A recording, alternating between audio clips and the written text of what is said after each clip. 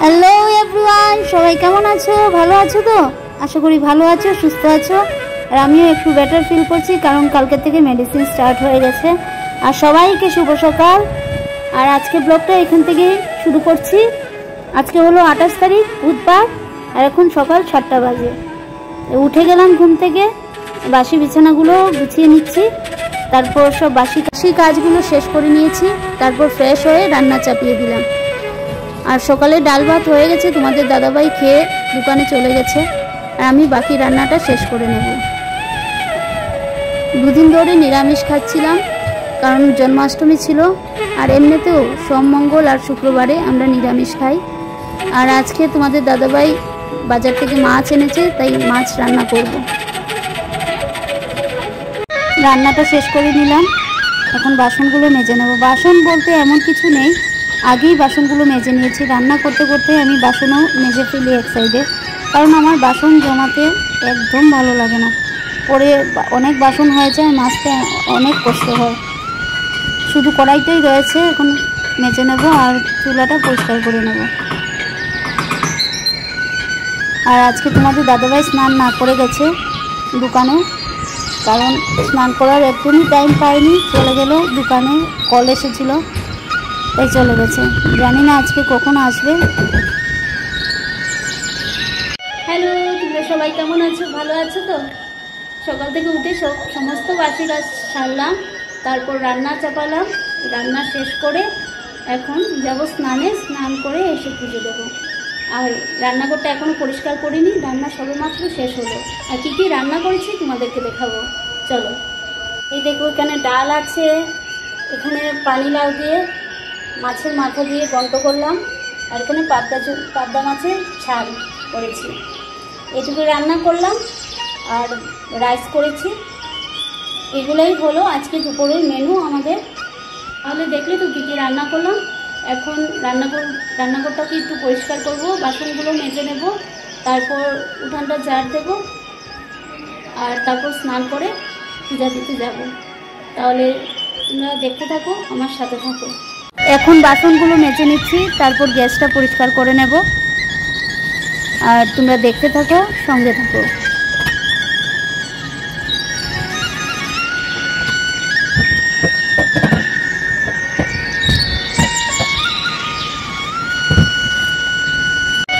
বাসনগুলো মেজে নিয়েছি, এখন গ্যাসটা পরিষ্কার করে নেব।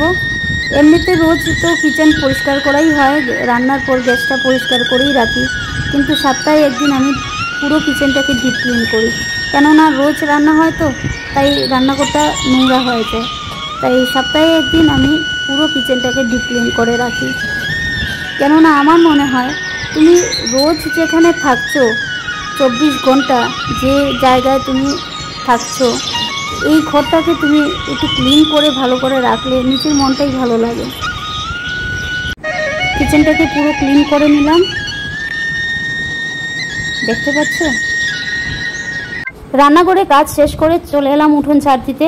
উঠোন ঝাড় দিয়ে তারপর স্নানে যাব, স্নান করে পুজো দেবো। অন্যদিন কি হয়, তোমাদের দাদাভাই সকাল সকাল স্নান করে ঠাকুরের জন্য ফুল তুলসী তোলে, তারপর দোকানে যায়। আজকে তোমাদের দাদাভাই একটুকু সময় পায়নি, শুধু খেয়ে চলে গেছে, স্নান করার একটুকু সময় হয়নি। আজকে পুরো পুজোর জোগাড়টা আমাকেই করতে হবে। আজকে উঠোনটা ঝাড় দিতে অনেক সময় লাগছে, কেননা একটু বৃষ্টি হয়ে গেছিলো, তার জন্য উঠোনটা ঝাড় দিতে সময় লাগছিল। আর আমাদের বাসায় রাজমিস্ত্রির কাজ হচ্ছিল, তার জন্য পুরো উঠোনটাতে বালু, সিমেন্ট আর পাথরের ভরা ছিল, তার জন্য একটু সময় লাগছিল উঠোনটা ঝাড় দিতে। শুকনো উঠোন ঝাড় দিতে ভালো লাগে, কিন্তু ভিজা উঠোনে ঝাড় দিতে একটু প্রবলেম হয়। উঠোন ঝাড় হয়ে গেছে, এখন যাব স্নানে। স্নান থেকে এসে পুজোর আয়োজন করব। আর ফ্রেশ হয়ে তোমাদের সাথে দেখা করছি, ততক্ষণ সঙ্গে থাকো। স্নান করে চলে এলাম, বাসি কাপড়গুলো ধুয়ে দিয়ে দিয়েছি। এখন পুজোর আয়োজনটা করে নেব, তারপর পুজোটাও করে নেব। একটু বৃষ্টি দিয়ে দিয়েছে না, তাই ছাদে জলটা জমে আছে।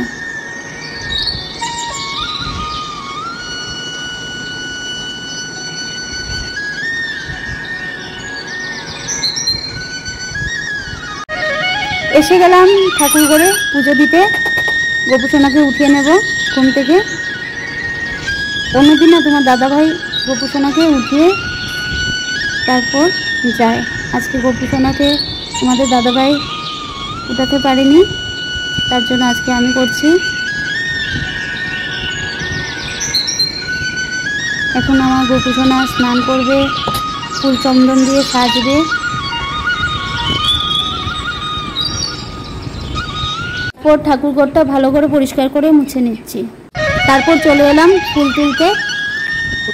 আর তার মধ্যেই তোমাদের দাদাভাই চলে এলো দোকান থেকে স্নান করার জন্য। ওর দাদাভাই এসে আমাকে ভয় দেখাচ্ছে। দিনের বেলা বলো তো কি ভয় পায়নি কি?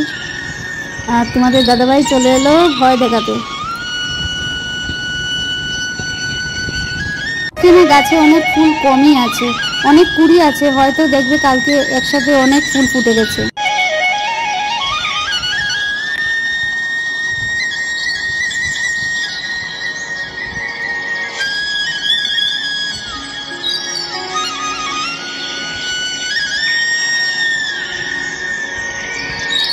পূজাটা শুরু করে দিলাম। ভোলে বউকে স্নান করিয়ে ফুল দিলাম, মা লক্ষ্মীকে ফুল সিঁদুর দিলাম। গোপুসোনা আর ব্রজসোনা দুজনকেই স্নান করিয়ে নিচ্ছি। তারপর সুন্দর করে সাজিয়ে খেতে দেবো। তার মধ্যে তোমাদের দাদাভাই চলে এলো ঠাকুর ঘরে স্নান করে।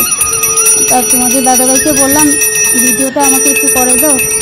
তোমাদের দাদাভাই ভিডিওটা করে দিচ্ছে।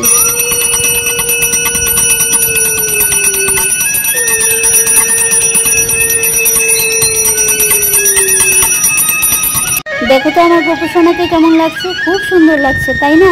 ব্রজসোনা গোপুসোনা দুজনকেই সাজিয়ে দিলাম, এখন ভোগ লাগাবো। ঠাকুরের কাছে এটাই প্রার্থনা করি সবার মঙ্গল করুক।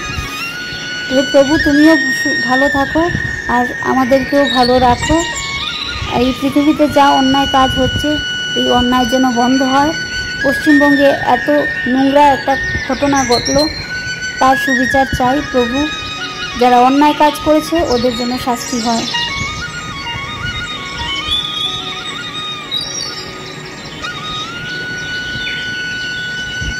এই যে দেখতে পাচ্ছ সাজি ভরা ফুল, এই ফুল কটা পাওয়ার জন্য আমাকে অনেক পরিশ্রম দিতে হয়েছে। এই এখন যে ফুলগুলো ফুটে আর ঠাকুরের পায়ে নিবেদন করতে পারি, মনটা আনন্দে ভরে যায়।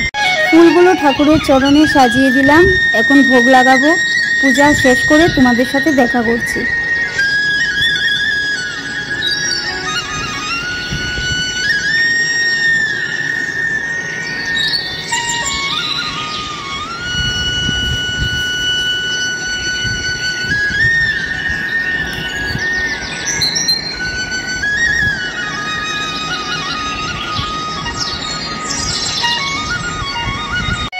পুজো শেষ করার পর খাওয়া দাওয়া করলাম, তারপর একটু রেস্ট নিলাম। এখন সন্ধ্যা 6টা বাজে।